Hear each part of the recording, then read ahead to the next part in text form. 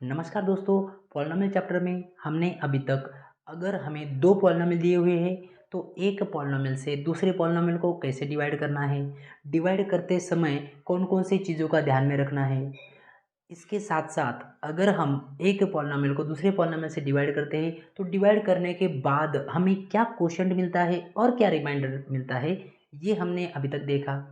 अब हमें ये समझना है कि अगर हमने एक पॉलिनोमियल को दूसरे पॉलिनोमियल से डिवाइड किया तो डिवाइड करने के बाद जो क्वोशंट और रिमाइंडर मिलता है तो उसमें से जो रिमाइंडर है उसकी वैल्यू अगर जीरो आती है तो क्या होता है, और उसकी वैल्यू जीरो के अलावा कुछ अदर आती है तो क्या होता है। यही हमें देखना है क्वेश्चन नंबर 3 में, सॉरी क्वेश्चन नंबर 2 में, जो कि है एक्सरसाइज 2.3 का दूसरा क्वेश्चन। क्या कहना है क्वेश्चन का? क्वेश्चन में हमें ये देखना है कि check whether the first polynomial is a factor of second polynomial by dividing second polynomial by first polynomial. मतलब अगर हमें दो पॉलिनोमियल दिए हुए हैं कोई भी, तो एक पॉलिनोमियल को दूसरे पॉलिनोमियल से हम आराम से डिवाइड कर सकते हैं। ओके, अब डिवाइड करने के बाद हमें ये कैसे समझ में आएगा कि एक पॉलिनोमियल दूसरे पॉलिनोमियल का फैक्टर है या नहीं। तो फैक्टर की डेफिनेशन क्या है ये हमने प्रीवियस वीडियोस में देखी है, फिर भी एक बार शॉर्ट में रिवाइज कर देता हूँ कि किसी भी नंबर को हम कब फैक्टर बोलते हैं। फॉर एग्जाम्पल मुझे अगर चेक करना है कि 6 इस नंबर का 2 ये नंबर फैक्टर है या नहीं। मैं क्या बोल रहा हूँ, मुझे ये चेक करना है कि 6 एक नंबर है और दूसरा 2 ये दूसरा नंबर है। तो इस 2 को हमें ये चेक करना है कि 2 6 का फैक्टर है या नहीं। तो फैक्टर के लिए मैं क्या करता हूँ यहाँ पे इस दिए हुए नंबर 6 को मैं 2 से डिवाइड करता हूँ। तो क्या आता है डिवीजन, 2 3 जा 6, सब्ट्रैक्शन करते हैं तो यहाँ पे मुझे रिमाइंडर मिला 0। मतलब 6 को अगर मैं 2 से डिवाइड करता हूँ मुझे रिमाइंडर मिला 0। अरे रिमाइंडर की वैल्यू 0 मिली, तो इससे मुझे ये समझ में आ रहा है कि 2 जो है वो 6 का फैक्टर है। चलो चलो मैं क्या करता हूँ, मैं अभी इस 6 को 5 से डिवाइड करके देखता हूँ और चेक करता हूँ कि क्या 5 इस 6 का फैक्टर है या नहीं। ये मुझे चेक करना है। अब मुझे टेबल और वो जो अदर चीज़ें हैं मैं उसको न यूज़ करते हुए मैं डिवीजन का यूज़ करके चेक करने जा रहा हूँ। तो कैसे, जैसे कि मैं यहाँ पे क्या करूँगा, 6 को 5 से डिवाइड करूँगा। डिवाइड करके मुझे ये समझ में आया कि 5 वन जा 5, सब्ट्रैक्शन करते हैं तो बचा यहाँ पे 1। तो यहाँ पे क्या है, यहाँ पे जो रिमाइंडर है वो रिमाइंडर 0 आया क्या? Remainder is not equal to 0। अरे इस केस में रिमाइंडर 0 आया इसलिए 2 इस 6 का बच्चा है। इस केस में ये 5 ने डिवाइड किया 6 को, तो डिवाइड करने के बाद मुझे यहाँ पे 0 नहीं मिला। तो उसका यूज़ करके मुझे समझ में आया कि 5 जो है वो 6 का बच्चा नहीं है। तो अगर हमें चेक करना है कि कोई भी जो दो नंबर दिए हुए हैं उसमें से एक नंबर दूसरे का फैक्टर है या नहीं, तो मैं डिवाइड करके चेक करूंगा। डिवाइड करके रिमाइंडर 0 मिला तो वो उसका फैक्टर है, डिवाइड करके रिमाइंडर 0 नहीं मिला तो वो उसका फैक्टर नहीं है। अब सेम चीज़ अप्लाई होती है पॉलिनोमियल के लिए भी। अब डिवीजन कैसे करना है, उसके लिए कौन कौन से रूल है ये तो हमने अभी तक देखा। चलो अब हम ये चेक करते हैं कि दिए हुए दो पॉलिनोमियल्स में से जो पहला वाला है वो दूसरे का बच्चा है या नहीं, मतलब वो उसका फैक्टर है या नहीं। तो हमने ये देखा अभी तक हमने क्या देखा रे? अरे हमने ये देखा कि जिसको डिवाइड करना है उसे हम नाम देते हैं पी ऑफ एक्स। तो यहाँ पे फर्स्ट क्वेश्चन में पी ऑफ एक्स क्या हुआ, पी ऑफ एक्स हुआ। और यहाँ पे चलो, क्योंकि यहाँ पे इसमें टी वेरिएबल है, कौन सा वेरिएबल है, टी वेरिएबल है, तो मैं लिखता हूँ पॉलिनोमियल विथ वेरिएबल टी। मैं लिखता हूँ पी ऑफ टी। क्यों पी ऑफ टी? ऐसा पॉलिनोमियल जिसमें टी वेरिएबल है। तो चलो p of t is equal to क्या हो गया, वो हो गया 2t⁴ plus 3t³ minus 2t² minus 9t minus 12। ये हो गया पी ऑफ टी। जिससे डिवाइड करना है उसको मैंने नाम दिया जी ऑफ टी। क्या है जी ऑफ टी? अरे किससे डिवाइड करना है? इससे डिवाइड करना है t⁴ माइनस 3। अब अगर इससे इस पॉलिनोमियल को डिवाइड करने के बाद में अगर मुझे रिमाइंडर में 0 मिला तो ये इसका बच्चा है। अगर रिमाइंडर में 0 नहीं मिला तो ये इसका बच्चा नहीं है। सीधा सीधा। चलो यहाँ पे हम सॉल्व करते हैं, देखते हैं कि रिमाइंडर में क्या मिलता है। तो रिमाइंडर में क्या मिलता है, या फिर डिवाइड करने के लिए पहला रूल ये कहता है, डिवीजन ऑफ पॉलिनोमियल का पहला रूल ये कहता है कि जो आपका पी ऑफ टी या पी ऑफ एक्स है, जिसको डिवाइड करने जा रहे हैं, जिसे हम डिविडेंट कहते हैं, उस डिविडेंट में कुछ भी टर्म मिसिंग नहीं चाहिए। अगर मिसिंग है तो पहले उस मिसिंग टर्म को इंक्लूड करो। देखा जाए यहाँ पे तो अगर चेक किया तो t⁴ है, उसके बाद में t⁴ की टर्म है, t⁴ उसकी भी टर्म है। अरे t⁴ के बाद माइनस करो 1 तो 1 की भी टर्म है, उसके बाद कुछ भी नहीं, मतलब कांस्टेंट की टर्म भी है। तो इसका मतलब है कि पी ऑफ टी बराबर प्रॉपर ऑर्डर में है। तो ये हो गई पी ऑफ टी की बात, जिसे हम कहते हैं डिविडेंड। अब आते हैं डिवीजर की तरफ, जिससे डिवाइड करेंगे उसमें देखते हैं कि कुछ मिसिंग है क्या। अब यहाँ पे भी जो मिसिंग टर्म है उसको हम इंक्लूड कर सकते हैं, उसको भी ऑर्डर में लिख सकते हैं, लेकिन मैंने आपको क्या बोला कि कंपलसरी नहीं है। क्या नहीं है? कंपलसरी नहीं है कि ये इसमें जो पूरी टर्म मिसिंग है उसको इंक्लूड करो, उनको इंक्लूड करो, ये कंपलसरी नहीं है। एज इट इज़ भी डिवाइड कर सकते हैं। सो ध्यान में क्या रखना है? ध्यान में सिर्फ इतना रखना है कि जो दिया हुआ है, जो जी ऑफ एक्स जिससे डिवाइड करना है, जो दिया हुआ है, उनकी प्रॉपर ऑर्डरिंग होनी चाहिए। प्रॉपर ऑर्डरिंग होनी चाहिए मतलब अगर जो पावर है, मैक्सिमम पावर, वो टर्म पहले होनी चाहिए और सीक्वेंस में बची हुई टर्म होनी चाहिए, जो है वही। तो यहाँ पे ये भी प्रॉपर ऑर्डर में है। तो चलो मैं डिवाइड करता हूँ। तो डिवाइड करने के लिए मैंने यहाँ पे लिखा t⁻2 - 3 मेरा पी ऑफ टी है, that is 2t⁴ plus 3t³ minus 2t², अरे माइनस 9t माइनस 12। इसको डिवाइड करना है तो मुझे यहाँ पे जो मिलेगा कोशेंट, तो मैं यहाँ पे इसको नाम देता हूँ Q of T. Q of T मतलब कोशेंट। जो टर्म मुझे यहाँ पे मिलेंगी वो मैं यहाँ पे फाइंड करने जा रहा हूँ। अब इसके लिए मैं यहाँ पे लिखता हूँ इसकी फर्स्ट टर्म, इसके लिए सेकंड टर्म, इसके लिए थर्ड टर्म, किसके लिए? क्यू ऑफ टी के लिए। चलो अब क्यू ऑफ टी की फर्स्ट टर्म मतलब जो कोशेंट है उसकी पहली टर्म, फर्स्ट टर्म फाइंड करने के लिए हम क्या करने जा रहे हैं? मैं रूल अप्लाई करेंगे।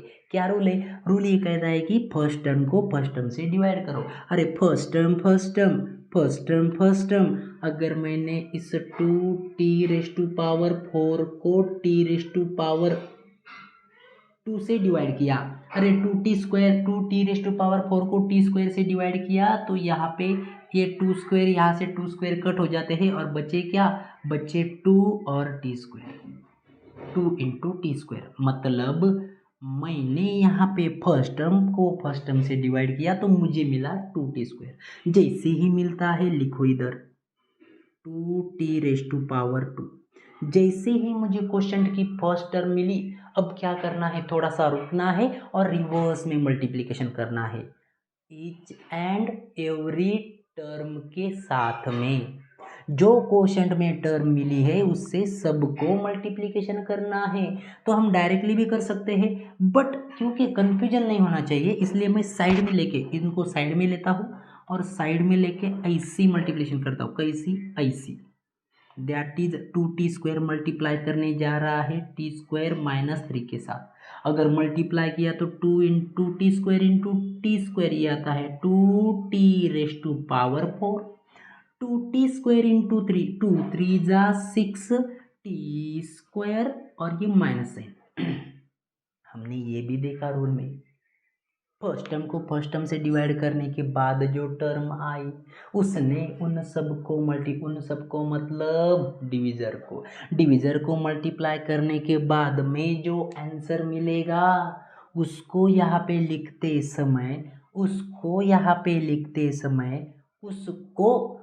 लिखते समय लाइक टर्म को ध्यान में रखना है। कैसे? लाइक टर्म मतलब 2t⁴। अरे t⁴ की लाइक टर्म कौन सी है सर? ये है। मैं लिखूंगा उसके नीचे ऐसे, ऐसे 2⁴। नेक्स्ट 6t², इसकी लाइक टर्म ये है क्या? नहीं, ये नहीं है, ये है। तो मैं इसके नीचे लिखूंगा इसके साइन के साथ, क्या है साइन? -6t⁴। चलो सब कुछ लिखने के बाद अब मैं करने जा रहा हूँ सब्ट्रैक्शन। अब सब्ट्रैक्शन जब मैं करूँगा तो मैं साइन चेंज करूँगा, मतलब इसकी साइन प्लस है तो प्लस की साइन माइनस, सर्कल कर रहा हूँ मैं समझने के लिए, ध्यान में रखने के लिए। इसकी साइन माइनस थी तो माइनस की हो गई प्लस, क्योंकि यहाँ पे कुछ नहीं है। अच्छा चलो, अब यहाँ पे जब सब्ट्रैक्शन करेंगे तो ये 2t⁴ माइनस 2t⁴, अरे प्लस माइनस कैंसल, इसको यहाँ पे कुछ भी नहीं है साथ में, तो ये इसको मैं एज इट इज़ नीचे ले रहा हूँ इसकी साइन के साथ साथ, तो ये आएगा 3t⁴, 3t³। नेक्स्ट, अब इन दोनों को अगर देखा जाए तो ये 2 है और ये 6 है, इसकी साइन माइनस है, इसकी भी माइनस थी, इसकी भी -3, लेकिन वो अपग्रेड हो गई है, उसका वर्जन अपग्रेड हो गया, माइनस का हो गया प्लस। तो अभी जो एडवांस है उसको ध्यान में रखना है। तो यहाँ पे ये -2 और यहाँ पे +6, तो 2 और 6 इनकी होगी सब्ट्रैक्शन आती है 4। तो 4 में से बड़ा नंबर 6 है, उसकी साइन प्लस है, तो ये आएगी साइन प्लस और ये t²। ओके नेक्स्ट, जो बची कुची टर्म है उनको मैं एज इट लिखता हूँ 90 - 12। ओके नेक्स्ट, ये लिखने के बाद ये सारा इतना सारा खेल सिर्फ और सिर्फ इस फर्स्ट टर्म को मिलने के बाद हुआ है, चलो अब मैं फाइंड करने जा रहा हूँ सेकंड टर्म। अब सेकंड टर्म के लिए भी वही सिलसिला, वही रूल, क्या करना है? इस फर्स्ट टर्म को फर्स्ट टर्म से डिवाइड करना है। फर्स्ट टर्म क्या है? 3t³। तो मैं यहाँ पे लिखता हूँ 3t³, उसको डिवाइड करना है t² से। अरे t³ को t² से डिवाइड किया तो यहाँ पे ये आ रहा है, ये 3 एज इट इज, और ये आ रहा है 3t, मतलब मुझे मिला यहाँ पे 3t। सेकंड टर्म मिल गई। अरे जैसे ही सेकंड टर्म मिल गई, उठाओ लिखो इधर +3t। नेक्स्ट, जैसे ही टर्म मिली उस टर्म से सबको मतलब किसको? डिविजर के हर एक टर्म को मल्टीप्लाई करना है। तो हर एक टर्म को मल्टीप्लाई किया तो 3t into t², 3t into -3। तो चलो कन्फ्यूजन नहीं होना चाहिए, इसलिए मैं लिखता हूँ 3t और यहाँ पे ये दैट इज t² -3। तो 3t into t², 3t³, 3t into 3, अरे 3 3 जा 9, t इंटू कुछ नहीं मतलब t, सो ये माइनस साइन, तो ये आ गया आंसर। इसको मैच करके देखना है, जिधर मैच हो रहा है उधर बिठा देना है। 3t³ sir 90 - 9t। Okay next, जैसे ही ये आ गया करने जा रहा हूँ मैं सब्ट्रैक्शन के लिए साइन प्लस की माइनस की प्लस, ये कट हो गया, इसको कुछ भी नहीं है, इसको जोड़ीदार नहीं है, तो ये आएगा 4t²। अब ये -90 और प्लस, क्योंकि एडवांस प्लस साइन है तो ये हो गया कट, बचा -12। यहाँ तक हम पहुंच गए। अब यहाँ तक पहुंचने के बाद फिर से आते हैं थर्ड टर्म की तरफ, फिर से आते थर्ड टर्म की तरफ। थर्ड टर्म के लिए क्या, वही रूल। कौन सा rule sir, first term first term, first term first term. अरे 4t² को डिवाइड किया t² से, t² कट हो गया, बचा यहाँ पे 4। अरे जैसे ही टर्म मिली उठाओ लिख लो इधर। साइन के साथ साथ ये ध्यान में रखना, हर एक नंबर के साइन को बहुत बहुत बहुत इंपॉर्टेंस है। इसकी साइन प्लस है तो मैं लिखता हूँ +4। अब जैसे ही यहाँ पे 4 आ गया, 4 इंटू t², 4t², 4 इंटू 3। अब ये देखो माइनस साइन है तो 4 3 हो गया 12, और साइन ये प्लस है और इसकी माइनस है तो 4 3 12, और ये -3 तो ये हो गया -12। चलो चलो चलो चलो सब्ट्रैक्शन करना है रे। इसकी साइन प्लस, प्लस की माइनस, इसकी भी माइनस तो माइनस की प्लस, तो दोनों की साइन अलग अलग है। प्लस माइनस कैंसल, ये माइनस और माइनस कैंसिल नहीं हो सकती थी, लेकिन अगर एडवांस वर्जन को देखेंगे उसी को ही देखना है, उसके हिसाब से माइनस और प्लस ये भी कट हो गई तो यहाँ पे बचा ही 0। यस, इसका मतलब मिशन सक्सेसफुल, हमारा मिशन सक्सेसफुल हो गया। सक्सेसफुल हो गया मतलब फर्स्ट पॉलिनोमियल ने सेकंड पॉलिनोमियल को डिवाइड किया अच्छे से प्रॉपरली, पूरे रूल अप्लाई करके। तो ये समझ में आ रहा है कि मुझे रिमाइंडर में 0 मिला, और रिमाइंडर में मुझे 0 मिला, तो ये साबित हो गया कि ये जो दिया हुआ पॉलिनोमियल है ये इसी का बच्चा है और किसी का बच्चा नहीं है। मतलब मैं यहाँ पे लिखूँगा here remainder r of x क्या, नहीं यहाँ पे टी है तो मैं लिखूंगा r(t) is equal to 0, and therefore first polynomial is a factor of second polynomial. जो फर्स्ट पॉलिनोमियल है वो सेकंड पॉलिनोमियल का फैक्टर है, ये यहाँ पे प्रूव हो गया। इस तरीके से सॉल्व करना है।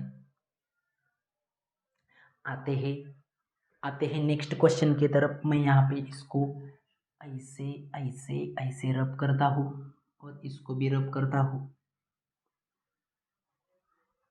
चलो अब यहाँ पे क्या करना है, जो सेकंड वाला क्वेश्चन है वो आपको ट्राई करना है। मैं यहाँ पे थर्ड वाला क्वेश्चन लेता हूँ। थर्ड वाला क्वेश्चन देखते हैं क्या है। तो चलो इनको भी रब कर देता हूँ मैं। जो थर्ड वाला क्वेश्चन है उसमें जो सेकंड है जिसको डिवाइड करना है, क्योंकि इसमें x वेरिएबल है, तो मैं लिखता हूँ अच्छे से p of x equal to x⁵ minus 4x³ plus x² plus 3x plus 1। ये हो गया मेरा p ऑफ x। मेरा मतलब क्वेश्चन में g ऑफ x क्या है, किस से डिवाइड करना है सर, इससे डिवाइड करना है, x³ प्लस नहीं minus 3x plus 1। Okay next check करो प्रॉपर ऑर्डर में है क्या, कुछ मिसिंग है क्या, इसमें मिसिंग है क्या और इसमें ऑर्डर में है क्या। इसमें मिसिंग है तो फिलअप करो, इसमें अगर ऑर्डर में नहीं तो प्रॉपरली ऑर्डर में लिखो। देखो इसमें कुछ मिसिंग है क्या, x⁵ डायरेक्टली x⁵ कौन सा मिसिंग है रे, x⁴ वाली टर्म उसमें मिसिंग है, तो जो मिसिंग है उसको ऐड करो। कैसे ऐड करो, 0 के साथ में। कैसे ऐड करना है, 0 के साथ में। चलो मैं एक बार जो मिसिंग है उसको फिलअप करता हूँ, और जो p ऑफ x है उसको मैं फिर से लिखता हूँ तो ये आएगा x⁵ प्लस 0 x⁴। अब हो गया है proper, plus 4 sorry not 4 plus नहीं minus 4x³ plus x² plus 3x plus 1। ये हो गया अब मेरा p ऑफ x, और ये है g ऑफ x। तो चलो डिवाइड करते हैं।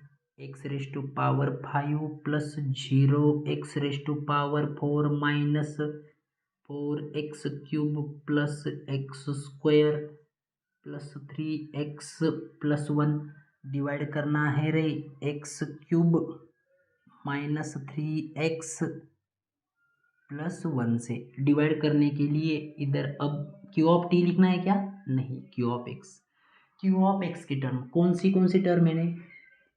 First term, second term, third term and so on.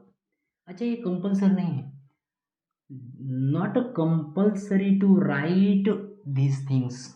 ये कंपल्सरी नहीं है, लेकिन हमारे समझने के लिए कंफ्यूजन नहीं होना चाहिए, आंसर रॉन्ग नहीं होना चाहिए, गड़बड़ घोटाला नहीं होना चाहिए, इसलिए लिखना यहाँ पे चाहिए। चलो, फर्स्ट टर्म के लिए ऑर्डर में है, इसलिए मैं ये अप्लाई कर सकता हूँ। क्या? First term first term, first term first term, first term first term, ये ऑर्डर में लिखने के बाद। हाँ, नहीं तो सर आप बोलोगे अगर ऐसा है तो फॉर एग्जाम्पल ये P(x) आपका है 3x³ plus x⁵ minus x² और कुछ भी ऐसा समथिंग, अगर ऐसा है। या फिर चलो इसी को लेते हैं, इसी को मैं पहले ये लेता हूँ -4x³ plus 0x⁴ plus x⁵ plus x² plus 3x+1। Sir तो अब अगर इसमें मैंने फर्स्ट टर्म को किया तो मेरा तो आंसर रॉन्ग हो जाएगा सर। तो आपके हिसाब से तो ये गलत है, फर्स्ट टर्म को डिवाइड किया तो ये तो आंसर रॉन्ग आ रहा है। लेकिन मैंने आपको क्या बोला, ये आपको अप्लाई करना है तब, कब? जब ये जो दिया हुआ P(x) है वो प्रॉपर ऑर्डर में विथ मिसिंग टर्म, जो मिसिंग टर्म है उस मिसिंग टर्म को ऐड करने के बाद, और जो पावर है, जो वेरिएबल की मैक्सिमम पावर है या वेरिएबल की जो पावर है वो प्रॉपर डिक्रीजिंग ऑर्डर में अगर है तभी ये रूल अप्लाई कर सकते हैं फर्स्ट टर्म, नहीं तो जो मैक्सिमम पावर है उसको पहले डिवाइड करते हैं। तो ध्यान में ये रूल रखना है कि फर्स्ट टर्म, लेकिन कब? सब कुछ बराबर, सब कुछ अच्छे से अगर चल रहा है तभी। तो यहाँ पे मैंने प्रॉपर ऑर्डर में लिखा है, तो मुझे कोई नहीं रोक सकता फर्स्ट टर्म को फर्स्ट टर्म डिवाइड करने से। चलो चलो चलो चलो, x⁵ को x³ से डिवाइड किया, x⁵ divided by x³ first term. अरे क्या आया?